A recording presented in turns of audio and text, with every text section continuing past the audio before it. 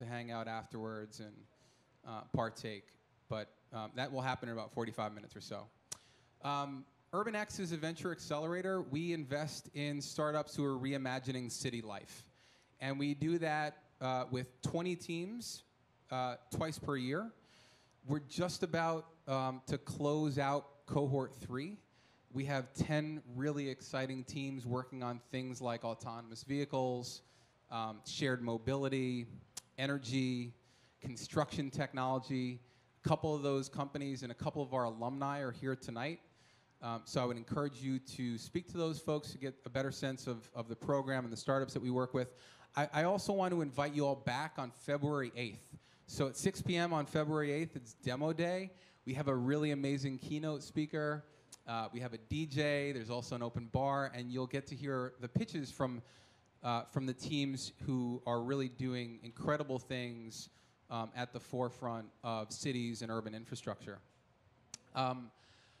Today was the second installment of our Robot Meets the Road series. And we are fascinated by the change that's coming with autonomous vehicles.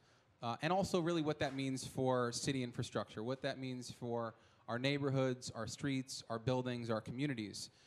We have a vested interest in that, obviously. This initiative is backed by Mini, which is a global automotive brand, really a quintessentially urban brand that people around the world love, and that's working on things like electric and autonomous cars. But also, we are really curious as to how we're going to solve some of these really super challenging issues around systems. And how do you begin to tackle and provide data points around systems level thinking and problem solving? And how can you convene the right people? And I would argue that those people are not only startups and technologists, they're also policymakers. They come from the private sector, they come from academia. And part of what we do here at ADO and UrbanX is to bring really smart people together, people like yourselves, and put them to work and help them to develop new solutions for problems that we have today in cities. And so earlier today, we had a really amazing group, again, a number of whom are with you all in the audience, people from the Regional Plan Association, people from Arup, people from Frog Design, people from the technology space. And I think the proudest thing that I saw today was we had a member of the governor's office here, from the governor's office who's in charge of transportation issues, and also someone from the mayor's office who's in charge of transportation issues. If I can't get a round of applause for that, I don't know, it's a tough crowd. Anyway, I'm gonna let our panelists talk a little bit about that. We are thrilled to be collaborating today with CityLab. How many CityLab readers do we have in the audience? Okay. CityLab is a really great resource. I'm going to let Laura Bliss tell you why. But we're thrilled to have Laura Bliss moderate this panel, and also the folks who put together today's workshop, Bryan Boyer, who previously ran a similar workshop for the Aspen Institute in Bloomberg, and Greg Lindsay, who is our urbanist in residence at UrbanX, and also a fellow at the New Cities Foundation. So this is going to be interactive. We want your engaged participation. Hopefully you all came prepared with some really great questions and are prepared to vote and take a stand and have a conversation. And with that, I want to welcome Laura, Greg, and Bryan.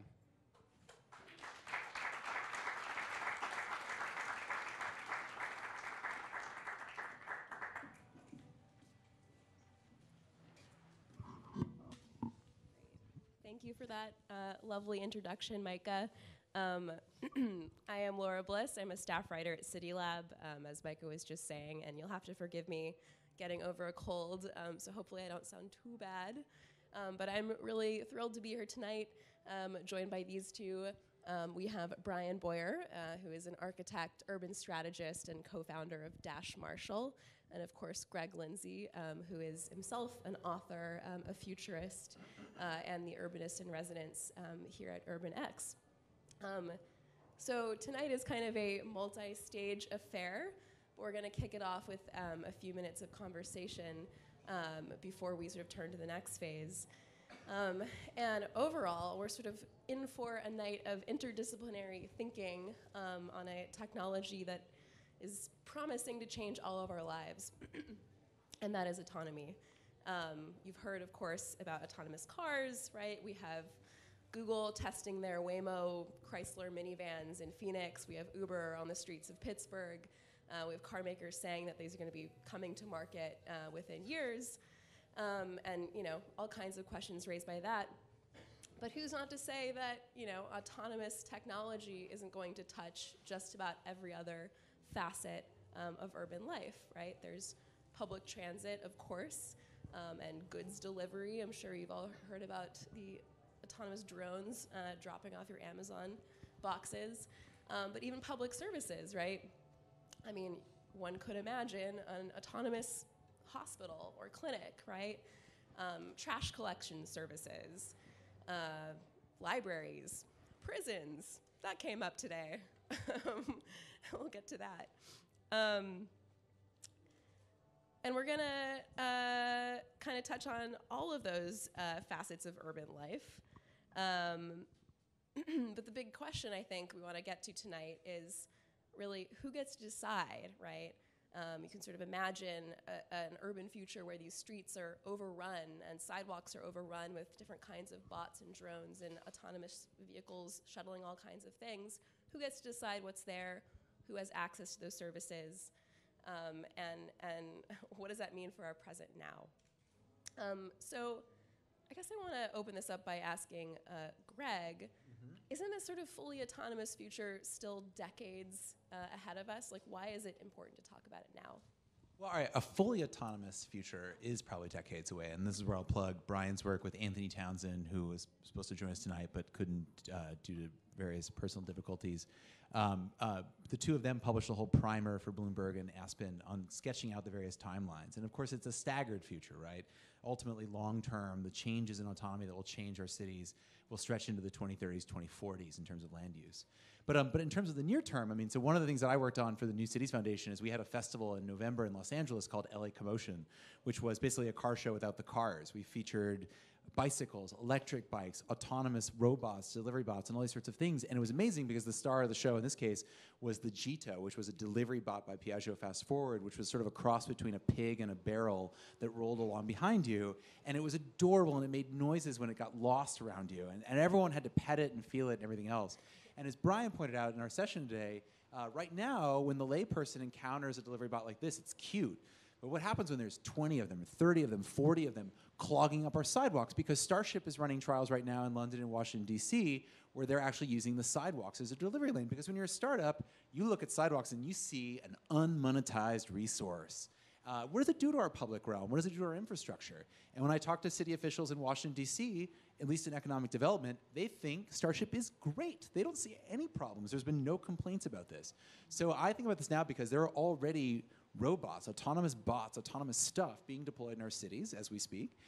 And you know, there's not a lot of systemic thinking, even by the public officials who should be doing that. So now is the time, because one of the things that came up today is like as Bryan pointed out, there's not going to be a 20-year muddling through period. There's going to be a 20 years of rapid acceleration as we see billions and billions of dollars pour into this space, partly because there's no other good things to invest in, to take this stuff to scale. So, you know, we could see a radical transformation of the urban fabric relatively quickly from this stuff, just having it clogged with things that are where they shouldn't be, and it could happen sooner than we think. So that's why it's important for us to think about this stuff in the concrete and not like a world of which there's like, you know, one Waymo car wandering down a cul-de-sac like we've seen all their renderings, but like really unforeseen uses. And for those of you who are here for the first installment of this, I'll end on this note is, you know, we last began this session by contemplating what happens when your shared autonomous Uber shows up and there's someone sleeping it off in the back and there's a puddle of vomit in your shared assigned seat.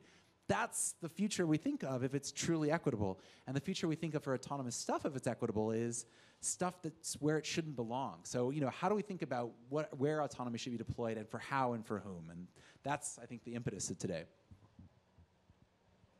Yeah, I'm hoping, Bryan, maybe you can say a little bit more. Greg just referenced like the cute autonomous delivery bot that you were showing me earlier, but just to kind of draw the distinction, like how are car companies, other kinds of tech startups sort of marketing the promise of autonomous vehicle, or autonomy rather? Autonomy. Well, there's a spectrum, of course, but the one thing that unifies all of them is that the future is glossy and lovely, and it never rains or snows. And of course, what that represents is that they have primarily the people who are producing visions of an autonomous future right now have a commercial imperative.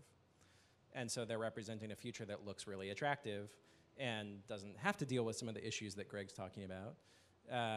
And I think that's one of the challenges that we face now is the kind of relatively small number of people who are producing those visions or taking part in that visioning process. And so part of what we've been trying to do is to create ways to broaden the number of people who are part of the visioning process, broaden the diversity of those people, and broaden the set of questions that really get engaged with in those processes. And I'd say Sidewalk Labs, for instance, has just announced, won RFP for the waterfront in Toronto, and they committed $50 million for the planning and engagement process. So $50 million for the planning and engagement is far above what you would see in a typical development project, right? So with new problems, we also have to develop new tools and think about resourcing in new ways. So the sidewalk experiment will be a good one because we don't know if it's going to work or not. We hope it does, but we need to do it first to find out. So clearly there's motivation from the private sector, right? There's profit to be had here. Is there really a public mandate, though, for autonomous technology? Well, I think, Greg brought up this example of right now, if you want to in Washington, D.C., you can do whatever you want on the sidewalk. I kind of like to be able to walk on sidewalks. And I also like my 92-year-old grandfather who can't really walk that well, but at least to be on the sidewalk if he wants to be there. So I think the question is, what we saw with Uber and Lyft, for instance, is they used venture financing to get to a point where they're pervasive. And now cities, for instance, like Austin, that said, we don't like the way that you operate, they had a really hard time getting rid of Uber and Lyft, and they were successful in the end. But the power dynamics become really challenging. So I think the reason that cities have to be involved is because ultimately they care about shaping the experience and the life of their citizens. And what we've seen from the private sector is they may or may not actually play along. So you have to get in front of it if you want to have the best possible outcomes. I would say the other point that comes up with the public interest in this is, and I worked a bit with Bryan on some of the original research for this, and in speaking to public officials like Selena Reynolds, who's the general manager of LADOT, a lot of the public officials see autonomy as a lever to actually do the changes they want to do in cities, as a Trojan horse. So one of the big conversations around autonomy is this is your chance to do road pricing and congestion pricing, either mileage-based fees or congestion zone stuff, because if you don't, an autonomous vehicle, especially when you have cost of operation that low, will drive around forever. The biggest fear for autonomous vehicles right now is the notion of zombie cars, right? Like just empty vehicles that are creating traffic jams that have no humans in them. So we need to be thinking about these concrete uses so that we don't have unintended consequences take over. Like, how do we regulate them? How do we create, regulations that will drive public policy outcomes that we want, versus trying to rein them in unsuccessfully years after the fact, which is what we've sort of seen now in the pushback against Uber and other TNCs. So cities have to act now to voice what they want from these companies, or else they'll be left to clean up the mess. Yeah, we were talking about this earlier. I've been really interested to hear the stories and the coverage of Leonia, New Jersey. I don't know if anybody else heard that on the radio this morning or saw it in the news. It's this town in New Jersey that is revolting against Waze, basically. They're saying we're going to cordon off our township streets. I think it's a township. Forgive me if I'm incorrect with that. But to any non-resident, right, you can't enter here during peak hours because Waze, right, the navigation app, has been sending drivers into these spaces, and it's really ticking off the neighbors. And I think the public reaction's been really interesting to this story. Some people are wondering, is this even legal? And how dare they? You just have to deal with Waze like everybody else. But to me, it's also a kind of interesting, microscopic example of how one community is dealing with the effects of technology and sort of this new kinds of, transportation patterns. What are some other, examples of how cities are grappling with these effects in the here and now? I mean, one example building on what we were talking about before with the delivery robots is San Francisco saw what was happening in Washington, D.C. and said, we're going to get in front of this and actually introduce restrictions to what you can do on the sidewalks, right? So, that's an example of this kind of forward-thinking perspective that Greg's bringing up. And I think the challenge there is, ideally, you'd find a way to say, we want to limit it or do it in a safe way and not cut it out entirely, right? Similar, like, actually, I have no idea how Waze benefits me as a driver because I've never used it. But ultimately, I think we generally want the things in our world to be improved and to have new things around us continually, that they have to be experimented with. And if we're talking about technology in the city, then it's going to be in someone's city. So I think there's a kind of question about permissioning and about risk and building a culture around that so that it's a discussion instead of something by fiat. And that's kind of the missing piece for me. It's not a yes or no. And then I have a forward-looking example. So I was speaking in September to the Columbus Partnership. So Columbus, Ohio was the big winner in 2016 of the DOT, U.S. Department of Transportation Smart City Challenge. They got $50 million from the Department of Transportation and matching funds from Paul Allen of Vulcan to develop Columbus as a smart city, obviously transport focus. And so one of the things that, the thing about Columbus is, I mean, Ohio, it's like arguably the most American city. It's like, statistically, it's incredibly American, including a very weak public transport system. And so I was in front of 50 representatives of like the 50 largest employers in Columbus, and we were talking about the fact of like, as you shift your commuter benefits program away from subsidizing people driving to work alone in their cars towards creating shuttle services or creating things like this, with the introduction of autonomy, you can now very cheaply run shuttles like the kinds that are spreading across America, like the kind that was in Vegas that got rear-ended by a driver, the kind of shuttles that are coming to the University of Michigan campus and Walt Disney World and the Super Bowl, all of these sort of last-mile shuttles. Well, now you can run them on your campuses, you can run them to pick up your employees, and you can network them together. So what happens in Columbus, where the 50 largest employers now maybe have a shared network where employees log in on their cell phones? Now suddenly the largest public transport system in the middle of America is run by a constellation of private companies. So how do they open that up to the public, or how do they think about that? And we start getting to really interesting questions, and this came up today, about where the public and the private collapse, partly because this is Donald Trump's America, and with Infrastructure Week Part 4, I forget how many infrastructure weeks we've tried to have now in America, we're going to see this sort of melding of public and private. So I think that's another sort of aspect as well. Absolutely, and I mean the sort of response to that too is the equity piece, right? I mean, if you have public and private entities kind of at the same table making decisions and their sort of responsibilities and interests almost melding and merging into one, right? What about the folks who aren't necessarily at the table? We were talking earlier about the Columbus, Ohio example, right? Where it's not entirely clear if the city is at this point kind of following through on some of the more social-oriented promises that it initially made when it secured this large federal grant.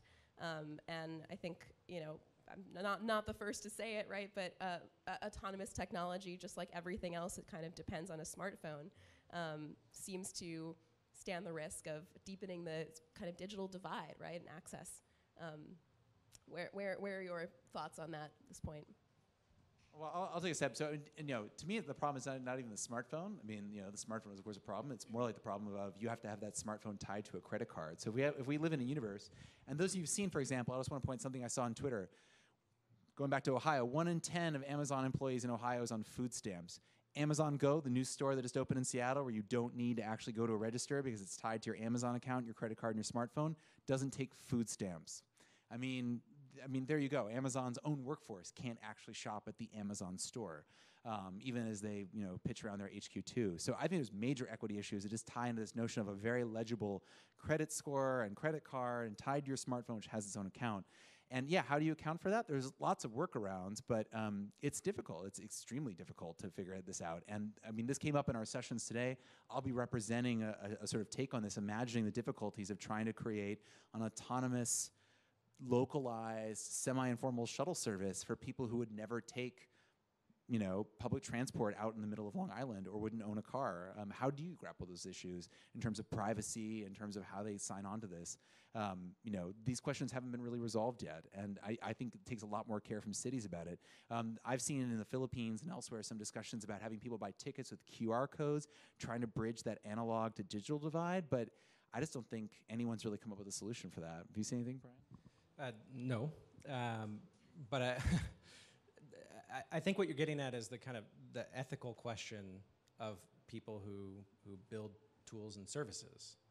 And right now, the predominant ethical understanding is that you can build whatever you want as long as it doesn't violate the law too badly, right? Because frankly, a lot of startups are doing things that are in the gray area. And what that means is that once that, if your product or your service takes off and it gets to scale, then suddenly you have inequity already, right? So then you're trying to figure out how to make it accessible to people who are excluded by the core nature of that product.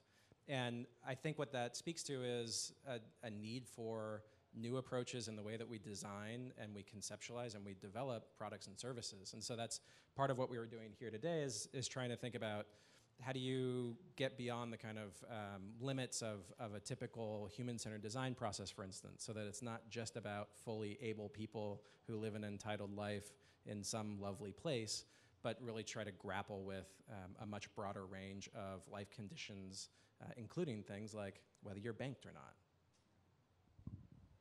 Right. I mean, there are huge questions in terms of the implications of this technology, even for those of us, I mean, who are banked and enjoy all the privileges of urban life, right? There's sort of this debate about autonomous vehicles. Are they going to kind of, the sort of shiny, pitch, of course, from car companies and technologists is that this is going to improve sort of dense, diverse, vibrant urban life. There are the doomsayers who say this is just going to increase sprawl and encourage people to live further and further and just, create worse and worse gridlock. So even for those of us, or for those of us with the privilege, with smartphones, with bank accounts, with access to the ballots, right? I mean, what kinds of avenues are available for us, right, to sort of have a voice in shaping this future? Well, that came up with one of the groups. I mean, there was a great discussion, and we'll hear from others. Like right now, there's a whole existing transit politics where you can basically lobby for a bus route. Like you want service to your neighborhood, you can organize a coalition, you talk to your elected officials, and you organize that. How do you do that when it's Chariot, the so-called bro bus, right? That's like serving private services to various employers. How do you do that if it's a completely dynamic fleet that is completely invisible to you if you don't have a smartphone that's able to check real-time availability? Government needs to step in there and actually create some sort of, shared common data pool for that to happen. And so two examples of that is I can think of like what's needed there is Esri and Mobileye. So Mobileye is the Israeli company that Intel bought for $15 billion, produces sensors. They actually have cameras on 800 MTA buses here in New York that's being used to monitor potential pedestrian collisions. So it basically flashes warnings, audio and visual, to the driver if they're about to hit somebody crossing the street in Brooklyn or Manhattan. And they've already got some good data on what they've avoided. Well, now they have a partnership with Esri, which, if you know Esri, is the mapping giant that cities use. Their ArcGIS is like the de facto maps. So now all those potential collisions are getting mapped automatically into that, and you can use that to redesign bus stops and things like that. So that to me is really powerful because now cities suddenly have this data layer of public safety. Finally, after Uber and Waze built these huge billion-dollar empires, cities can finally get in the game and have their own data that they control, and because they're the regulator, can say, no, here's where you have to be safe.